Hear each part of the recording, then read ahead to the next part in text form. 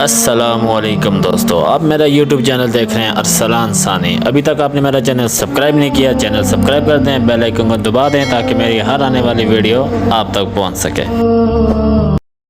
موت نافرمانی کی حال میں کہیں نہ آ جائے تمہیں، وہ کوئی ضمانت تمہارے پاس نہیں ہے کہ تم کسی گناہ کا ارتکاب کر بھی چکو گے، پھر تمہیں توبہ کا وقت بھی مل جائے گا، پھر موت آئے گی، اس سے پہلے موت نہیں آ سکتی۔ کیا معلوم عین اس گناہ کے ارتکاب کے دوران موت آ جائے، وہ موت کیسی ہوگی؟ شاید آپ کے علم میں ہو، لکھنؤ کے ایک بہت بڑے شاعر تھے اور ان کی موت بہت ہی مکروہ حالات میں واقع، رات کو 2-3 بجے، جس کو آپ انگریزی میں کہتے ہیں in the small hours of the morning, شراب خانے سے نکلے، نشے میں دھت، چکر آیا، گرے، اور ساتھ ہی بدرو جا رہی تھی گندی نالی، اس میں گر گئے، وہاں سے لاش برآمد۔ کیسی موت ہے یہ؟ نافرمانی کی حالت میں موت آئی ہے، شراب کے نشے کی حالت میں موت آئی ہے۔ اور کیا یہ ممکن نہیں ہے کہ کوئی شخص بدکاری کا ارتکاب کر رہا اور عین اسی فعل کے دوران موت آ جائے؟ اچھا، اب اگر آپ نے طے کر دیا نہیں مروں گا مگر حالت فرما برداری میں، اس کی ایک ہی شکل ہے، کوئی لمحہ بھی نافرمانی میں بسر نہ ہو، مبادا اسی لمحے موت آ جائے۔ ہر لمحے کا پہرا دیجئے، ہر ساعت کی پوری حفاظت کیجئے، کہیں نافرمانی کا کوئی ارتکاب نہ ہو اور عین اس حالت میں کہیں موت نہ آ جائے۔ میں وہ حدیث آپ کو سنا چکا ہوں، لا یزنی الزانی حین یزنی وہو مومن، کوئی زانی حالت ایمان میں زنا نہیں کرتا، جب وہ زنا کر رہا ہوتا ایمان اس کے دل سے نکل کر اوپر سر پر منڈلاتا رہتا۔ کوئی چور حالت ایمان میں چوری نہیں کرتا، ولا یسرق السارق حین یسرق وہو مومن، کوئی شرابی حالت ایمان میں شراب نہیں پی سکتا، ولا یشرب الخمر حین یشرب وہو مومن۔ اگر ایمان بھی ہو دل میں اور یہ حرکات بھی ہو رہی ہو تو وہ ایمان 2 پیسے کا نہیں، 2 ٹکے کا نہیں، کیا اس ایمان کی قیمت ہے؟ کیا قدر و قیمت ہے اس کی؟ اب اگر عین اسی حالت کے اندر موت آ گئی تو یہ تو خلو ایمان ہے، ایمان کا خالی ہو جانا ہے۔ یہ ہے وہ بات جو کہی گئی۔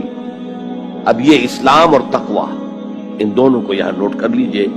یا ایھا الذین آمنوا اتقوا اللہ حق تقاتہ ولا تموتن الا وانتم مسلمون۔ اے ایمان کے دعوے دارو،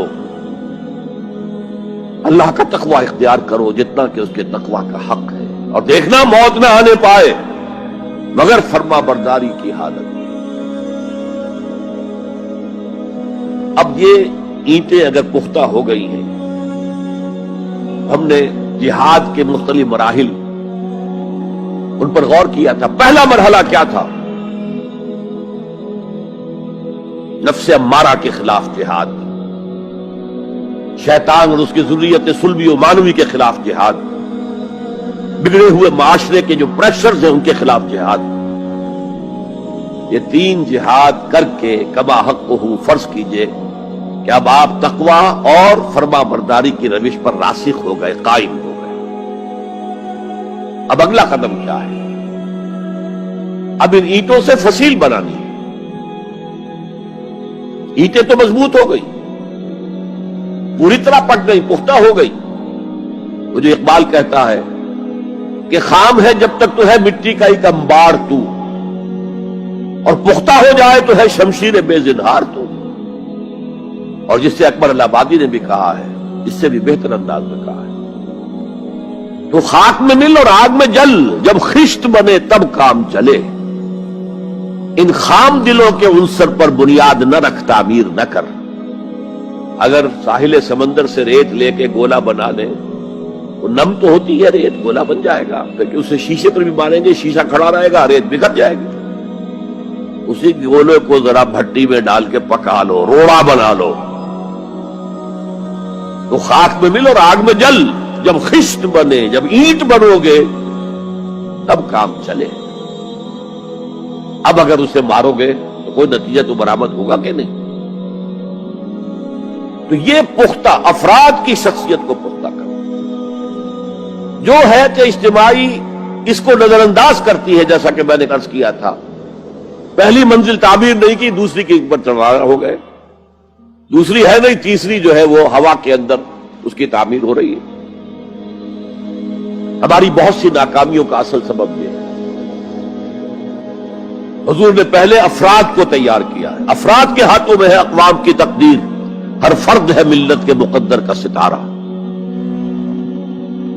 اور ہر حیث اجتماعی یا کوئی تنظیم ہو، کوئی جماعت ہو جو اسلام کی سربلندی کے لیے کام کرنا چاہیے، اسے سب سے پہلے پختہ کردار والے افراد تیار کرنے ہوں گے. یا ایھا الذین آمنوا اتقوا اللہ حق تقاتہ ولا تموتن الا وانتم مسلمون. اب دوسرا نقطہ کیا ہے؟ ان کو جوڑنا ہے، اینٹوں کو جوڑنا ہے. And for that you need a cement substance. پچھلے زمانے میں چونا وغیرہ ہوتا تھا، چونے سے جوڑا جاتا تھا. آج کل سیمنٹ ہے.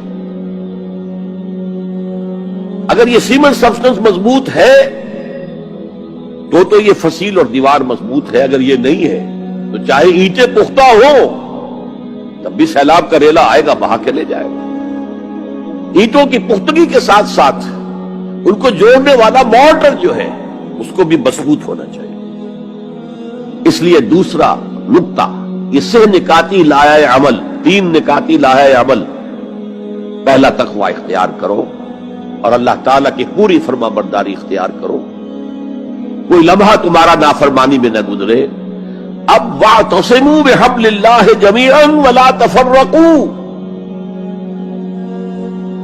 چمٹ جاؤ اللہ کی رسی کے ساتھ مل جل کر اور تفرقے میں نہ پڑو. اعتصام عصمت سے بنا، عصمت حفاظت کو کہتے ہیں. اعتصام حفاظت حاصل کرنا. جیسے آپ دیکھتے ہیں کہ کسی بچے کو اگر کوئی خوف لاحق ہو جائے، کوئی ڈرائے، وہ آئے گا، دوڑے گا ماں کی گود میں آ کر ماں سے چمٹ جائے گا. وہ یہ سمجھتا ہے اپنے چھوٹے سے ذہن کے مطابق میں قلعے میں آ گیا ہوں. یہ دوسری بات ہے کہ کوئی سفاک انسان، جیسے فسادات ہوتے ہیں یا جیسا کچھ سن 47 میں ہوا تھا، کوئی سفاک بھیڑیا صفت انسان آئے، بچے کو کھینچے ماں کی گود سے، اچھالے اور کسی نیزے میں پرو لے. لیکن بچہ یہ سمجھتا ہے کہ میں آ گیا ہوں، پناہ میں آ گیا ہوں، قلعے میں آ گیا ہوں. تو یہ ہے اعتصام.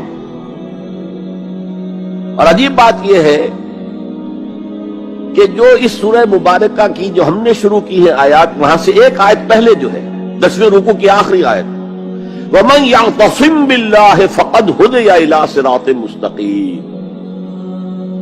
یہاں حبل اللہ نہیں ہے. جو اللہ کے ساتھ چمٹ جائے تو اس کی ہدایت تو ہو گئی صراط مستقیم کی طرف. اللہ سے جڑ جاؤ. سورہ حج کی آخری آیت کے بھی آخری الفاظ یہی ہیں، وَاعْتَصِمُوا بِاللَّهِ فَأَقِیمُوا الصَّلَاةَ وَآتُوا الزَّکَاةَ وَاعْتَصِمُوا بِاللَّهِ. وہ تمہارا پشت پناہ ہے. وہ مولاکم ونعم المولا ونعم النصیر. کیا ہی اچھا ہے وہ مولا، پشت پناہ، مددگار، حمایتی. کیا ہی اچھا ہے وہ مدد کرنے والا. تو وہاں پر بھی واعتصموا باللہ، وہی لفظ یہاں آیا، ومن یعتصم باللہ فقد ہدی الی صراط مستقیم. اب یہاں سوال پیدا ہوتا ہے وہ حبل اللہ کون سی ہے؟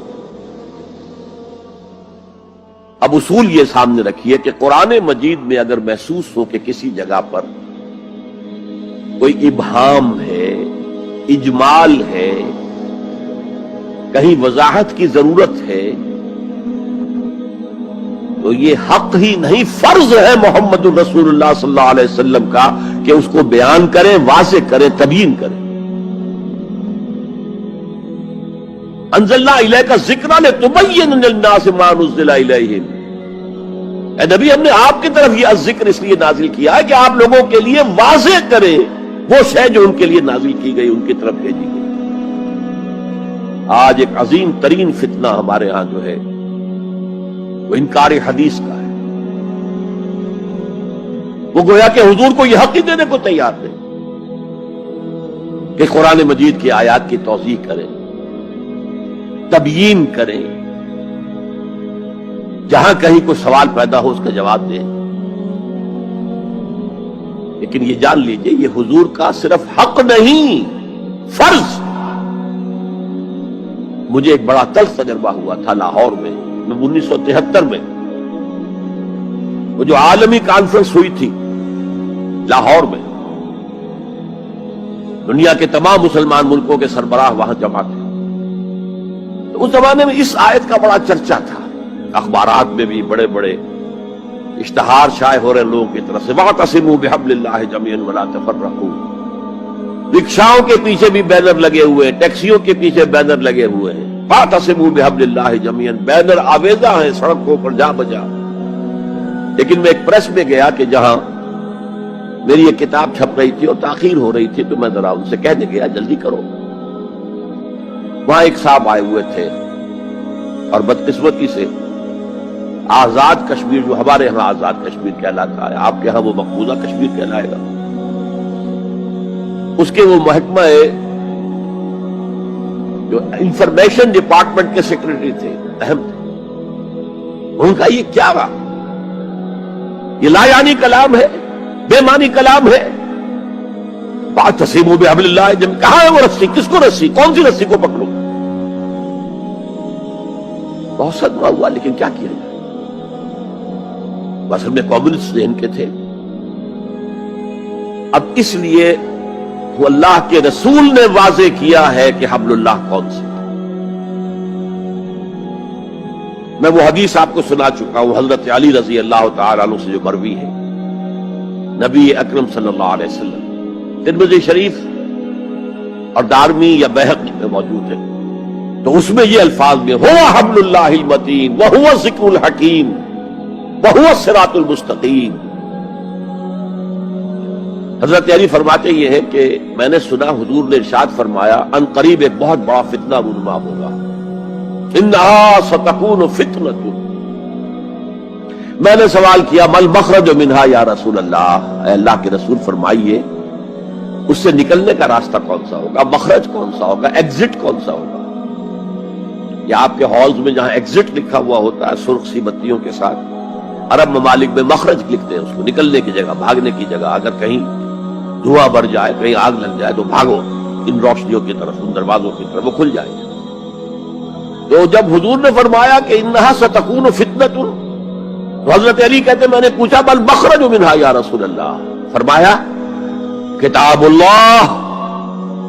فتنوں سے بچانے والی اور فتنوں سے نکالنے والی شے صرف کتاب اللہ.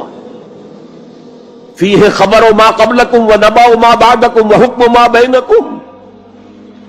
اس میں تم سے پہلے جو اقوام تھی ان کی خبریں موجود ہیں، تمہارے بعد آنے والی جو چیزیں ہیں ان واقعات کا تذکرہ موجود ہے، اور تمہارے درمیان جو اختلافات بھی رونما ہو سکتے